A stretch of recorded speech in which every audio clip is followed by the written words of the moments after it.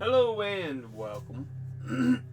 My name is Alan, and we are back with more Eats, Shoots, and Leaves. Today we start the introduction, the seven. See if I can speak correctly. The seventh sense. But yeah. Anyway, let's go ahead and hop into this. Either this will ring bells for you, or it won't. A printed banner has appeared on the concourse of the petroleum station near to where I live. Come inside, it says, for CDs, videos, DVDs, and books. If this satanic sprinkling of redundant apostrophes causes no little gasp of horror or quickening of the pulse, you should probably put down this book at once. By all means, congratulate yourself if you are not a pedant or even a stickler that you are happily equipped to live in a world of plummeting punctuation standards. But just don't bother to go any further. For any true stickler, you see, the sight of the plural word books with an apostrophe in it will trigger a ghastly private emotional process similar to the stages of bereavement, though greatly accelerated. First, there is shock. Within seconds, a shock gives way to disbelief, disbelief to pain, and pain to anger. Finally, and this is where the analogy breaks down, anger gives way to a righteous urge to perpetrate an act of criminal damage with an aid of a permanent marker. It's tough being a stickler for punctuation these days.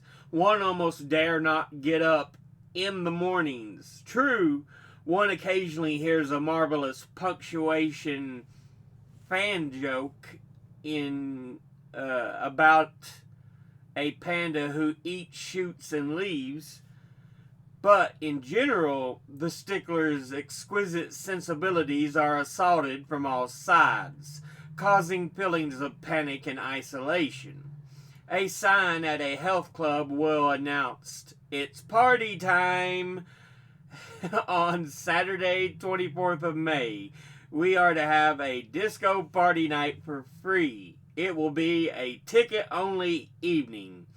Advertisements offer decorative services to walls, ceilings, doors,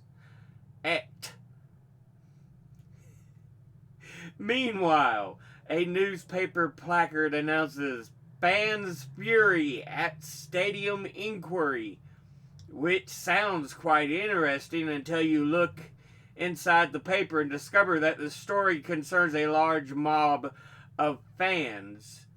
Actually, not just one lone hopping mad fan, so promisingly indicated by the punctuation.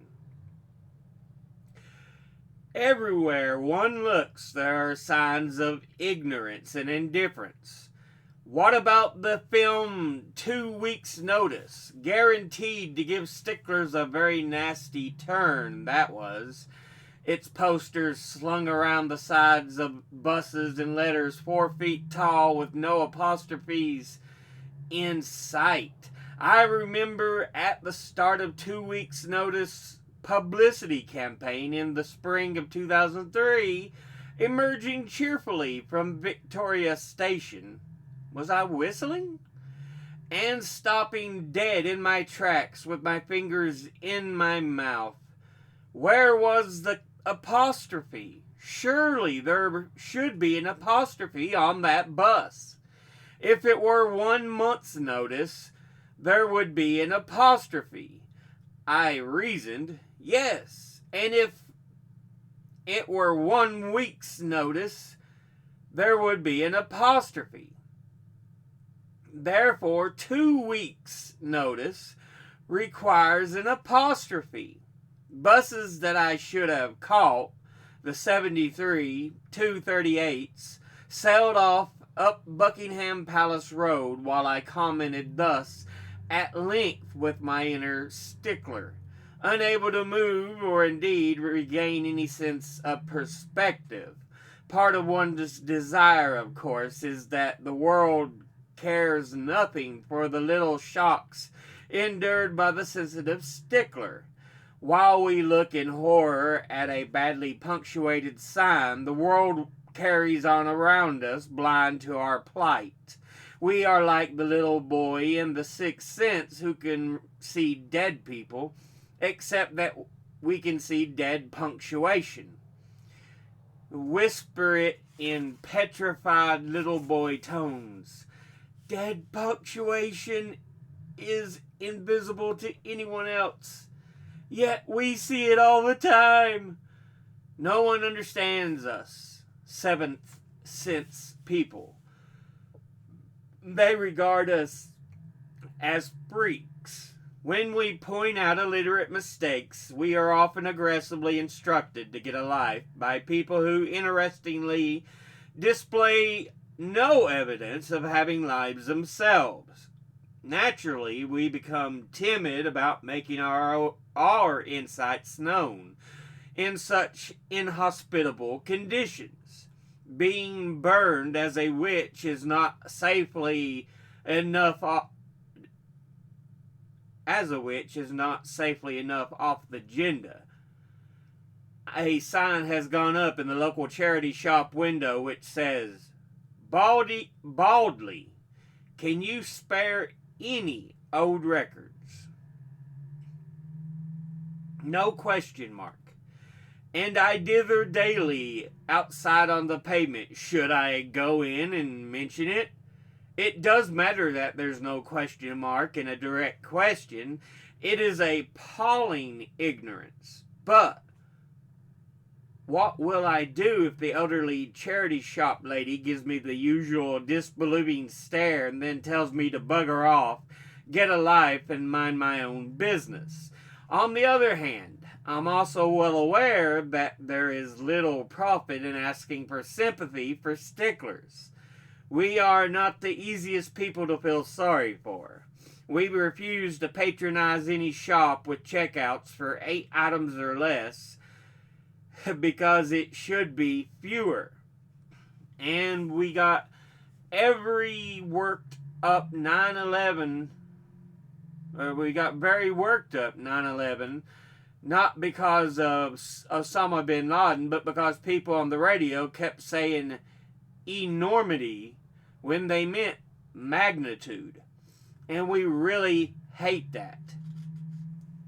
When we hear the construction, Mr. Blair was stood instead of standing, we suck our teeth with annoyance. And when words such as phenomena, media, or cherubim we treated as singular, the media says it was quite a phenomena looking at those cherubims.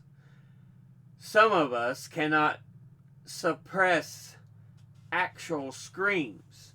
Sticklers never read a book without a pencil at hand to correct the typographical errors. In short, we are unattractive, know-it-all obsessives who get things out of proportion and are in continual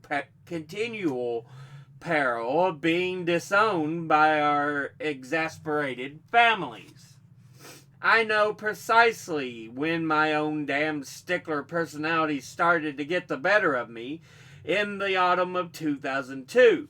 I was making a series of programs about punctuation for Radio 4 called Cutting a Dash. My producer invited John Richards of the Apostrophe Protection Society to come and talk to us. At that point, I was quite tickled by the idea of an Apostrophe Protection Society, on whose website could be found photographic examples of ungrammatical signs such as the judge's decision is final and no dogs. We took Mr. Richards on a trip down Berwick Street Market to record his reaction to some greengrocer's punctuation, potatoes, and so on, and then sat down for a chat about how exactly one goes about protecting a conventional printer's mark that, through no fault of its own, seems to be terminally flailing in a welter of confusion. What the APS, Apostrophe Protection Society, does is write courteous letters, he said. A typical letter that would explain the correct use of the apostrophe and express the gentle wish that should the offending Bob, S. Pets sign with a comma be replaced one day, this well-meant guidance might be borne in mind. It was at this point that I felt a profound and unignorable stirring. It was the awakening of my inner stickler. But that's not enough, I said. Suddenly I was abuzz with ideas. What about issuing stickers printed with the words, "This apostrophe is not necessary"? What about telling people to shin up ladders at dead of night with an apostrophe-shaped stencil and a tin of paint? Why did the Apostrophe Protection Society not have a militant wing? Could I start one? Where do you get balaclavas? Punctuation has been defined many ways. Some grammarians use the analogy of stitching punctuation as the basting that holds the fabric together in shape. Another writer tells us that the punctuation marks are the traffic signals of language. They tell us to slow down, notice this, take a detour, and stop. I have even seen a rather fanciful reference to the full stop and comma as the invisible servants in fairy tales, the ones who bring glasses of water and pillows, not storms of weather or love. But best of all, I think, is the simple advice given by the style book of the national newspaper that punctuation is a courtesy designed to help readers to understand a story without stumbling. Isn't the analogy with good manners perfect? Truly good manners are invisible. They ease the way for others without drawing attention to themselves. It is no accident that the word punctilious, attentive to the formality or etiquette, comes from the same or original root word as punctuation. As we shall see, the practice of pointing our writing has always been offered in a spirit of helpfulness to underline meaning and prevent awkward misunderstandings between writer and reader. In 1644, a schoolmaster from Southwark, Richard Hodges, wrote his first English primrose that great care ought to be had in writing for the due observing of points, for the neglect thereof will pervert the sense. And the quoted is an example, "My son, if sinners entice thee, consent thou, not refraining thy foot from their way." Imagine the difference to the sense, he says, if you place the comma after the word not. My son, if sinners entice thee, consent thou not, refraining thy foot from their way. This was the 1644 equivalent of Ronnie Barker in Porridge reading the sign off the fellow lag's letter from home. Now I must go and get on my lover. And then pretending to notice a comma, to hastily changing it to, now I must go and get on my lover. To be fair, many people who couldn't punctuate their way out of a paper bag are still interested in the way punctuation can alter the sense of a string of words. If the basis of all, I'm sorry, I'll read that again, jokes, instead of what would you with the king, or what would you with the king, you can have someone say in Marlowe's Edward II, what? Would you? With the king? The consequences of mispunctuation and repunctuation have appeared to both great and little minds, and in the age of fancy, that email, a popular example, is in the comparison of the two sentences. A woman without her man is nothing. A woman without her man is nothing. Which, I don't know, really makes you think, doesn't it? Here is a popular Dear Jack letter that works in much the same fundamentally pointless way.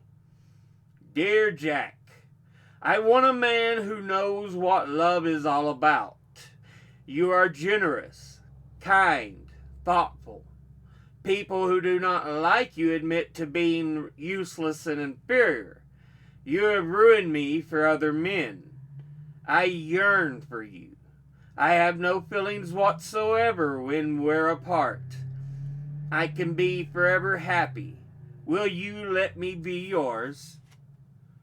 As compared to, Dear Jack, I want a man who knows what love is. All about you are generous, kind, thoughtful people who are not like you. Admit to being useless and inferior. You have ruined me. For men I yearn. For you I have no feelings whatsoever. When we're apart, I can be forever happy. Will you let me be yours, Jill? But just to show you there is nothing very original about all this, 500 years before the email, a similarly tiresome puzzle was going around. Every lady in this land hath 20 nails in each hand, 25 on hands and feet, and this is true without deceit. Every lady in this land has 20 nails on each hand, 25 on hands and feet. So all this is quite amusing, but it is noticeable that the emails are far more interesting example of the fateful mispunctuated telegram that precipitated the Jameson Raid on the Transvaal in 1896. I suppose that's a reflection of modern education for you.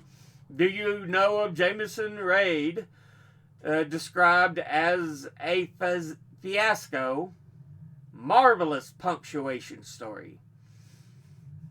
Throw another log on that fire. The Transvaal was a Boer republic at that time, and it was believed that the British and other settlers around Johannesburg who were denied civil rights would rise up if Jameson invaded. But unfortunately, When the settlers sent their telegraph invitation to Jameson, it included a tragic ambiguity. It is under these circumstances that we feel constrained to call upon you to come to our aid. Should a disturbance arise here, the circumstances are so extreme that we cannot but believe that you and the men under you will not fail to come to the rescue of the people who are so situated. As Eric Partridge points out in his Usage and Abusage, if you place a full stop after the word aid in this passage, the message is unequivocal. It says, come at once. If you put it after here, however, it says something more like, we might need you at some later date depending on what happens here. But in the meantime, don't call us Jameson. Old boy will call you. Of course, the message turned up at the Times with the full stop after aid. No one knows who put it there. And poor old Jameson just sprang to the saddle without anybody wanting or expecting him to. All of which substantiates Porridge's own metaphor for punctuation, which is that the line along the train composition, style, and writing must travel if it isn't to run away with its driver. In other words, punctuation keeps sense on the rails. Of course, people will always argue over levels of punctuation, accusing text of having too much or too little. There is an enjoyable episode of Peter Hall's Diaries, when in advance of directing Albert Finney in Hamlet, he fillets the text of practically all of its punctuation except what is essential to sense, and then finds he has to live with the consequences. On August 21st, 1975, he notes, Shakespeare's text is always absurdly overpunctuated. Generations of scholars have tried to turn him into a good grammarian, all of which sounds sensible enough until we find the entry for the first rehearsal on September the 22nd, which he describes as good, but also admits was a rough and ready stumbling reading and people falling over words or misplaced emphases. But yeah, we'll go ahead and end this episode. Woo! That's the first several pages of the introduction. Yeah, let's go back over some of the just craziness here. Very beginning, he talks about the banner he sees. Come inside for CDs, videos, DVDs, and books. All four things are punctuated. There should be, all four things have apostrophes. They're not contractions. They're not possessive. They're just supposed to be plural. No apostrophes. None. None are needed. But yeah. It's just immediately shows how unusual, goofy it is. And of course, we've talked about the panda eats, shoots, and leaves joke. And then they talk about a sign at a health club. It's party time on September 24th, May. We are to have a disco/party night for free. It will be a ticket-only evening. And the very first word on the sign, it's, they've got I apostrophe TS. That don't even mean anything.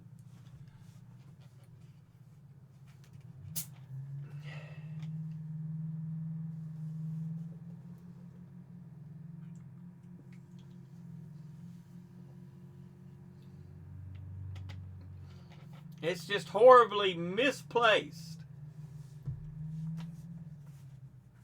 Ridiculousness.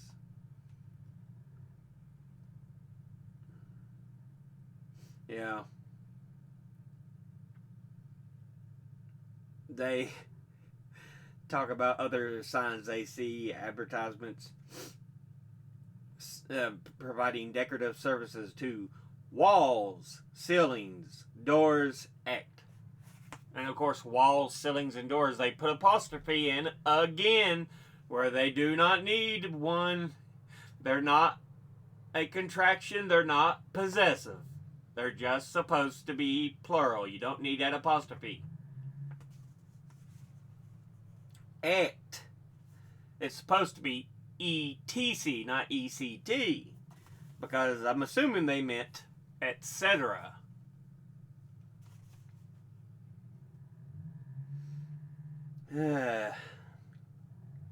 Then they talk about, on a newspaper placard, they've got fans' fury at stadium inquiry, which, reading it, it sounds like one fan's fury. They've got fan, F-A-N, apostrophe S, which means it is the fury of a fan. But the author says they look in the paper and it's actually a large mob of fans, which means, again, that apostrophe shouldn't be there. It should just be F-A-N-S. Fans' fury. You could put the apostrophe after the S, I guess. Because usually you don't... it may be able to be used as a verb, but I think it's just the noun. But yeah, if you're doing a plural, you've always got to have an S before the apostrophe. It completely changes what it means if you put the apostrophe in the wrong spot. She goes on talking about the movie, what was it, 2 weeks notice? Yeah. And she's like, shouldn't there be an apostrophe in weeks? There's nothing in the way the title's written. It's just 2 weeks notice. No apostrophes, anything like that. It's like, that by all grammatical standards makes no sense. It should be 2 weeks, W-E-E-K-S apostrophe, because it is a notice that of 2 weeks. So yeah.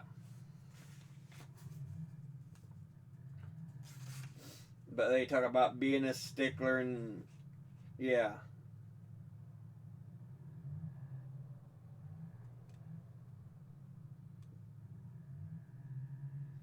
And yeah, she talks about one sentence at a charity shop window. Can you spare any old records? No question mark. Then what do you mean? Because you're not asking a question without the question mark.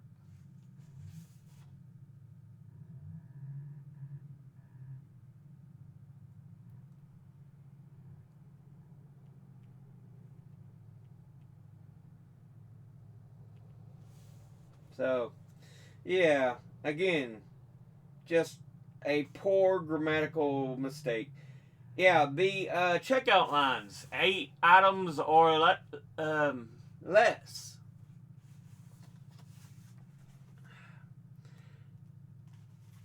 This is not as big because it's become pretty common, but proper English, you're supposed to say 8 items or fewer.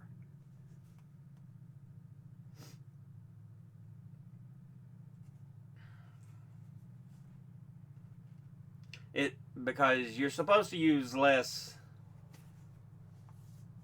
in mentioning less than and usually a number.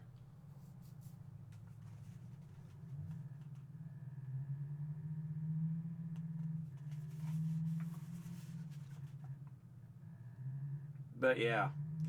Then talking about 9/11, radio kept saying words like enormity when they should have used magnitude. Mr. Blair was stood instead of Mr. Blair was standing. And the fact that they used the words phenomena, media, and cherubim as singular. When phenomena is plural, its singular is phenomenon. Cherubims,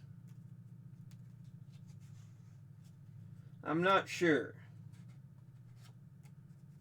I think it's supposed to have an S at the end to be plural, but apparently it's not. Maybe it's just supposed to be cherub. And then cherubim is the plural. Again, I'm not even near as a stickler, but yeah, there's still a lot I find hilarious about it.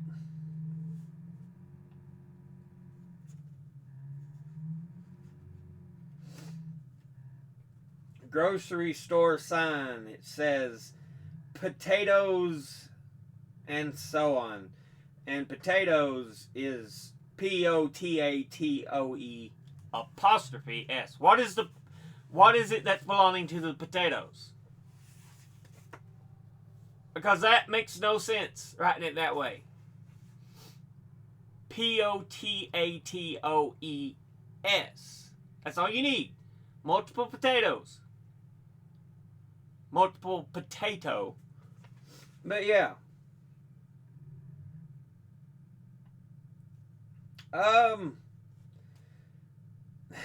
Then they talk about seeing Bob's Pets.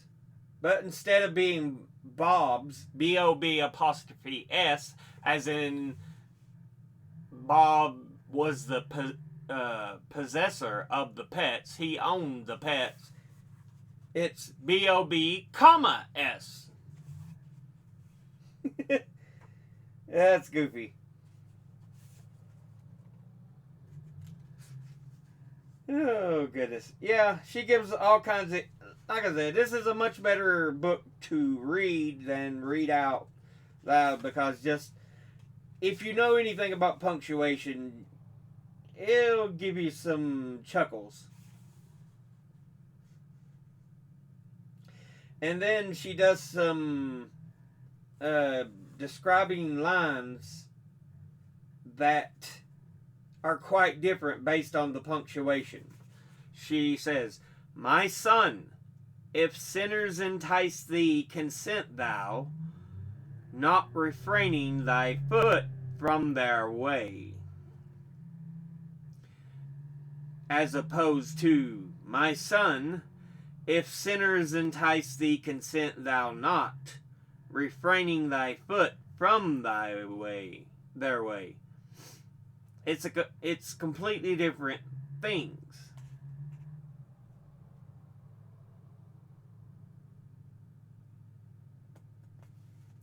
They also talk. Yeah. "Now I must go and get on my lover." No punctuation whatsoever. So that has only one meaning. You're going to find your lover and go and get on them. As opposed to, "Now I must go and get on, apostrophe, my lover." So you're addressing your lover, saying, "My lover, I must go and get on." As opposed to, "I must go and get on my lover."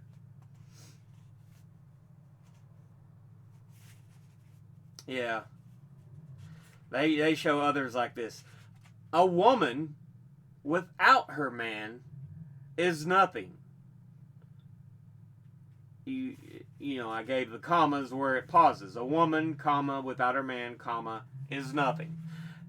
You oppose that to a woman, colon, without her, comma, man is nothing. So one is saying a woman without her man, she's nothing. As where the other one's stating woman without her, man is nothing. Even though there's the same sentence, same words, in the same order, the punctuation changes it entirely. I think a lot of people just aren't on top of their punctuation like they should be.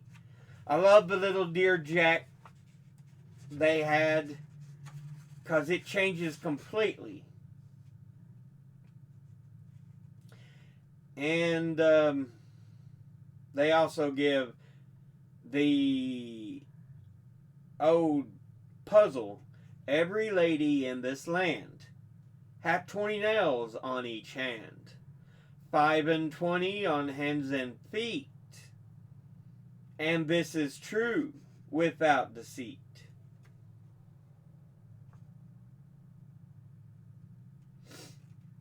So yeah.